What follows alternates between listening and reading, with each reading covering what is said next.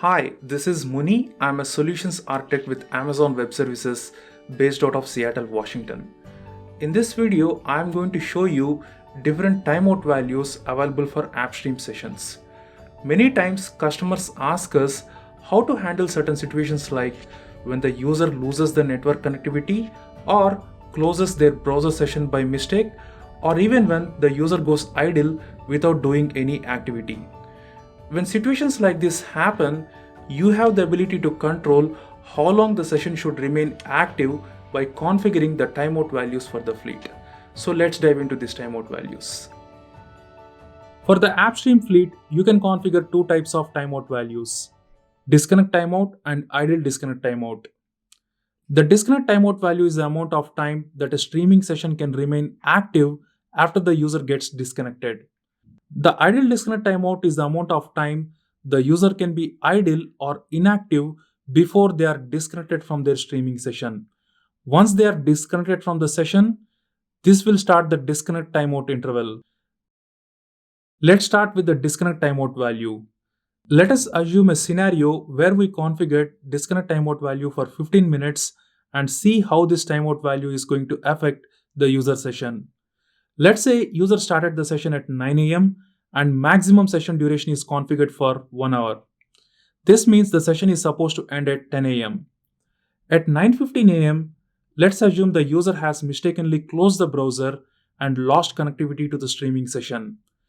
When the user gets disconnected from the streaming session, the disconnect timeout timer will start. Since the disconnect timeout is configured for 15 minutes, if the user tries to reinitiate the session before 9:30 a.m., the user will be able to resume from the old session. Let's assume that the user did not try to reinitiate the session till 9:30 a.m.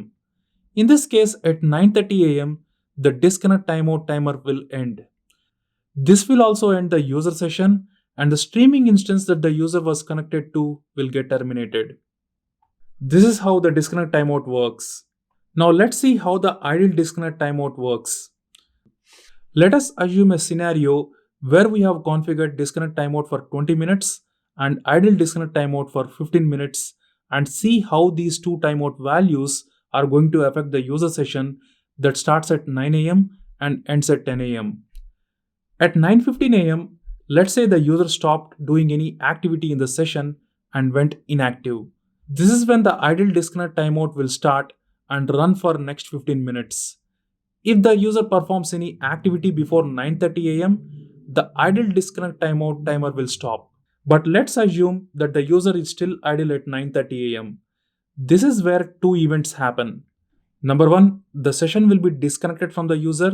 Number two, the disconnect timeout timer will start and run for the next 20 minutes until 9:50 a.m.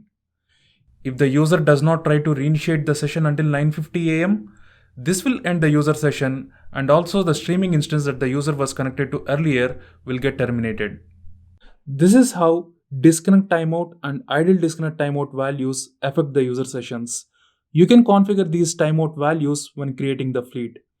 If you don't want your users to get disconnected because of inactivity, you can simply set the idle disconnect timeout value to 0, which will disable it.